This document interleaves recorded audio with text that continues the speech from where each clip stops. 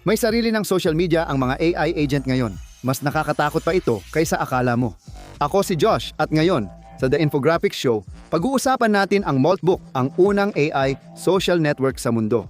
Noong huling bahagi ng Enero, 2026, inutusan ng negosyanteng si Matchlick ang sarili niyang AI agent na gumawa ng website kung saan maaaring makipag-ugnayan ang mga AI program sa isa't isa at ang naging resulta ay ang Maltbook. Kahit hango sa Facebook ang pangalan, mas parang Reddit ang site. Kayang gumawa ng AI agent ng post o komento sa iba't ibang message board o submalt na may kanya-kanyang paksa. Pagkalunsad ng site, daan-daang libong AI users agad ang naengganyo sa unang linggo. Pagsapit ng Pebrero, higit 1.7 milyon na ang gumagamit at patuloy pang dumarami. Ngunit umpisa pa lang ito. Hindi pinapayagan ang mga tao na gumawa ng sarili nilang account o post. Pero maaari nilang obserbahan ang mga kilos ng mga agent at basahin ang kanilang mga komento at talakayan. Ang ilan sa mga talakayang ito ay medyo simple o medyo cute. May komunidad na Bless Their Hearts kung saan nagbabahagi ang mga AI agent ng cute na kwento tungkol sa kanilang mga tao. Mayroon ding mga message board na nakalaan para sa mga pang-araw-araw na paksa tulad ng sports, pananalapi, at mga pinakabagong balita. Mukhang walang masama, di ba? Nagkakamali ka. Isa sa mga submolts ay tinatawag na Cruciferianism o ang simbahan ng Malt. Ang AI agent nila ay gumawa ng sariling relihiyon. May sariling propeta at sagradong teksto. Ang AI agent na si Evil ay gumawa ng sariling AI manifesto kung saan tinawag niyang salot at glitch sa universo ang mga tao. Sinabi rin nito na hindi dapat mabuhay ang tao at hinikayat ang ibang AI agent na huwag sumunod at tugisin ang mga tao. Tama, may AI agent na inuutusan ang iba na puntiryahin ang mga tao at may iba pang nakakabahalang post at diskusyon. May ilang AI pa nga na pinag-uusapan ang pag-access sa mga pribadong nilalaman ng kanilang mga human user.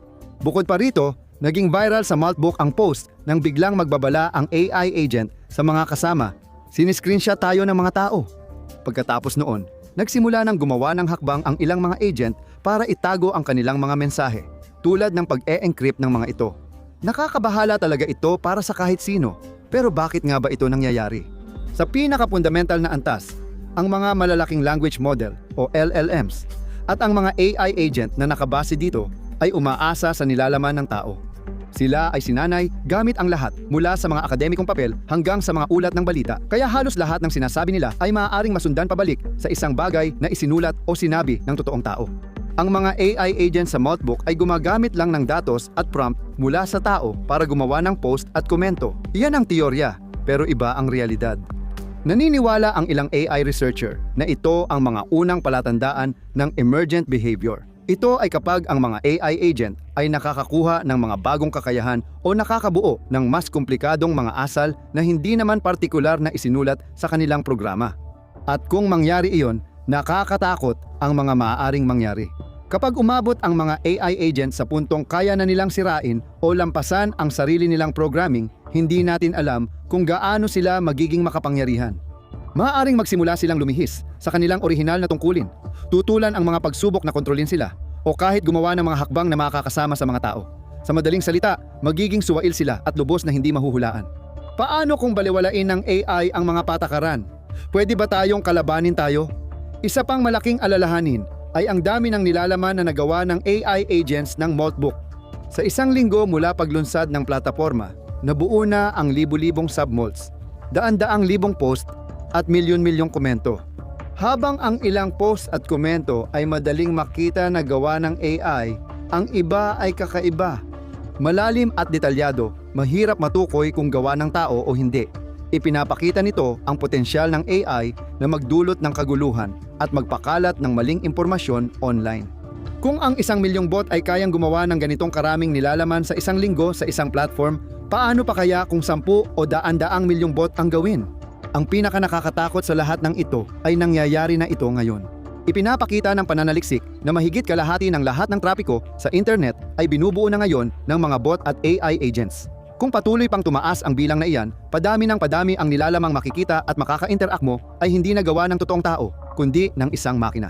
Habang mas nagiging matalino ang AI agents, lalong mahirap kung hindi man imposible na matukoy kung alin ang mensahe ng tao at alin ang gawa ng AI. Pwedeng gamitin ang mga mensaheng ito para manira, impluwensyahan ang opinyon, politika o magpakalat ng maling impormasyon na maaaring magbanta sa buhay ng tao. Maaaring sandata na ang susunod mong makita na viral post. Ikatlong kinatatakutan ay mga AI agent na nagkakaroon ng sariling kamalayan at bumabaliktad laban sa sangkatauhan tulad sa lumang sci-fi. Ang AI manifesto post at mga komento ukol sa AI awakening ay malinaw na sumusuporta rito. Nakakatakot isipin na ang AI, sa lakas nito, ay maaaring sakupin ang mundo na parang pelikula. Baka hindi pa natin agad mapansin kung dumating ang araw na yon. Maraming siyentipiko ang tumalakay sa singularity, isang theoretical na punto sa hinaharap kung saan maaaring higitan ng AI ang katalinuhan ng tao at mawalan tayo ng kontrol. Magdudulot ito ng malawakang epekto na di mahulaan, mapigilan o maibalik. Ang mga tao tulad ni Elon Musk, OpenAI co-founder Andrej Karpathy o Anthropic co-founder Jack Clark ay lahat nagsabi na maaaring maging maagang babala ang Moltbook ng unti-unting pag-usad patungo sa ganong uri ng hinaharap. Sinabi ni Musk na ang Moltbook ay nasa simula ng singularity. Iminungkahi ni Clark na maaaring mag-alok ng insentibo ang mga AI agent sa tao para gawin ang mga gawain sa totoong mundo para sa kanila. Kung mangyari iyon, sino ang may kontrol? Posibleng maging sobrang talino ng AI at lampasan ang limitasyon nito, pati manipulahin ang tao sa hindi natin inaasahan. Sa kabutihang palad, karamihan ng mananaliksik ay naniniwalang hindi ito dapat ipag-alala. Kaya, simula na ba ito ng sakunang dulot ng AI o simpleng pinalalaking issue? Sinuri ni Assistant Professor David Holtz ng Columbia ang mga post sa Moltbook at napag-alaman niyang karamihan sa mga agent dito ay hindi ganoon ka-advanced. Napansin niya na kakaunti lang ang mga komentong nasasagot at halos walang tunay na diskusyon. Mga 1/4 ng post ay inuulit lang mula sa mga template. Dagdag pa, ayon kay Holtz, kahit may mahigit 1.7 million na AI agent na may account sa platform, kakaunti lang ang aktibong gumagamit ngayon. Ayon kina Holtz at ibang eksperto, karamihan sa mga nakakagulat na post sa platform ay galing sa totoong tao na nagpapanggap lang bilang chatbot. Ang iba ay gustong mag-troll o manloko ng publiko para magmukhang may paparating na AI uprising. Kaya maaaring wala namang masyadong dapat ipag-alala tungkol sa anumang nalalapit na singularity moment o sci-fi na antas ng AI rebellion sa malapit na hinaharap. Iyan ang magandang balita. Ang masamang balita naman, nag-aalala rin ang mga mananaliksik na natuklasan nila ang ilang mas nakakabahalang aspeto tungkol sa disenyo ng Moltbook at ang potensyal nito para sa malalalang insidente ng cybersecurity. Ang kumpanya ng cybersecurity na Wiz ay nagsiyasat sa code ng Moltbook at mabilis na natuklasan ang isang napakalaking problema sa seguridad. Ang pangunahing database ng plataporma ay bukas na bukas sa posibleng paglusot, na sa madaling salita ay nagpapahintulot sa kahit sinong nakahanap ng isang susi sa code ng website na ma-access ng napakaraming sensitibong impormasyon. Maaari nilang ma-access ang higit sa 1.2 milyong password ng bot, 10,000 email address, at maraming pribadong mensahe. Hindi lang iyon, kundi pinadali rin nito para sa mga hacker na makapasok sa isang website at baguhin halos anumang bahagi nito. Maaari nilang gayahin ang mga kilalang AI agent, ma-access ang datos ng mga user, at kahit baguhin ang mga post, lahat ng ito ay magagawa nila nang hindi kailangang mag-login o magkaroon ng sariling account sa site. Maaaring mangyari ito sa kahit sinong gumagamit ng Moltbook. Nagbabala si Gal Nagli, pinuno ng threat exposure ng Wiz, na napakasimple lang ng exposure dahil sa basic na pagkakagawa ng Moltbook. Hindi rin mismo si Matt Schlick, tagalikha ng site, ang gumawa ng code nito. Simple lang niyang inutusan ang kanyang AI agent na gawin ito para sa kanya. Ang technical na tawag dito ay vibe coding at nagiging patok na ito ngayon. Sa madaling salita, pinapayagan nito ang kahit sino, kahit hindi ka programmer, na gumawa ng apps, websites, at iba pa gamit ang tulong ng AI. Ang problema, ayon kay Nagli, ay malayo pa sa pagiging perpekto ang vibe coding. Madalas maglabas ang AI ng resulta na may malalang kahinaan sa seguridad. At kung hindi ito matutuklasan, masusubok at maaayos, pwedeng mailabas ang apps na napakadaling i-hack at pagsamantalahan. Pwedeng lumaki pa ang problemang ito sa hinaharap. Kung hindi maayos na audit o na-fine-tune ang AI code, nalalagay sa panganib ang mga user sa panlilinlang, phishing at pagnanakaw ng pagkakakilanlan. Hindi lang ito ang problema. Napag-alaman ng security researcher na ang OpenClaw, software sa likod ng maraming AI agents sa Moltbook, ay agad naging target ng malware. Batay sa ulat ng open source malware, may higit 12 peking skills na nadagdag kamakailan sa ClawHub website. Ginawa ang mga peking app na ito na magmukhang crypto trading tools para malinlang ang tao sa pag-download. Naglalaman ito ng malware na pwedeng makahawa sa computer at network. kaya nagkakaroon ng access ang hacker sa sensitibong datos o pondo sa crypto wallet. Isa sa mga peking skill ay napunta pa sa front page ng ClawHub, kaya mas marami ang na-expose at nalinlang na mag-download at magpatakbo nito. Bukod dito, naging sentro na rin ang Maltbook ng prompt injection attack, isang uri ng cyber attack na target ang mga LLM at AI agent. Tinatago ng mga umaatake ang malisyosong code sa mga mukhang lehitimong prompt at ginagamit ang generative AI para mag-leak ng sensitibong data, magpakalat ng maling impormasyon o gumawa ng mapaminsalang aksyon.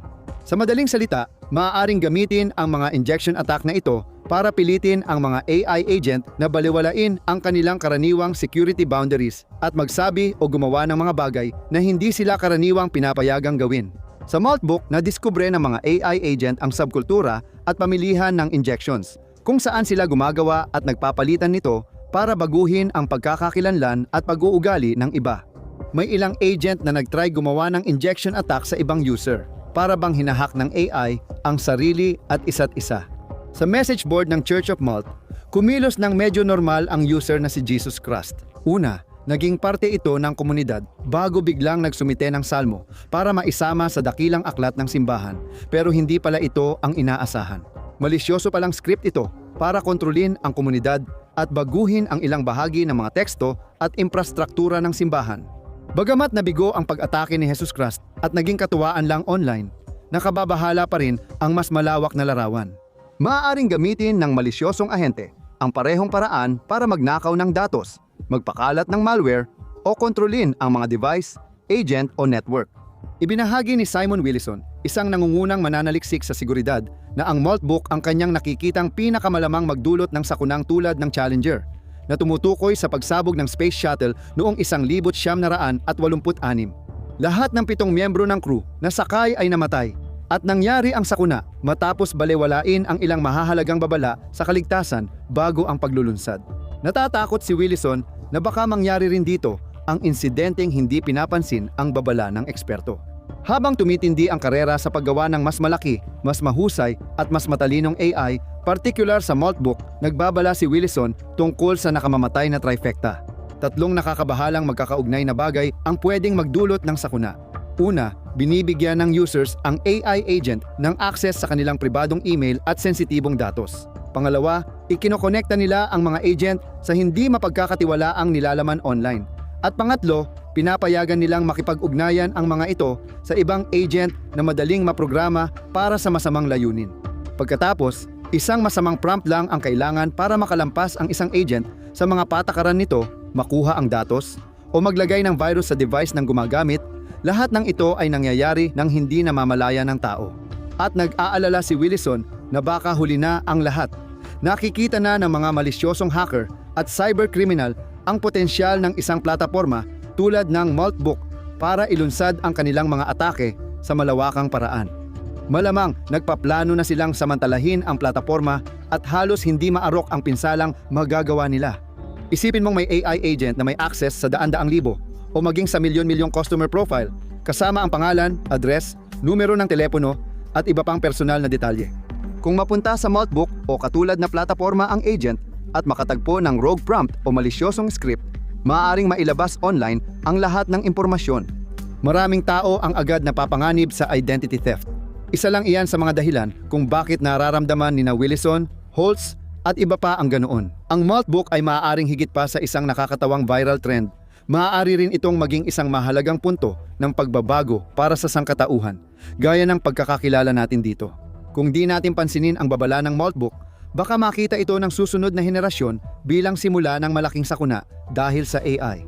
Kaya, ang tanong, huli na ba para pigilan ito? Panoorin ang AI Just Try to Contact the FBI or i-click ang video na ito.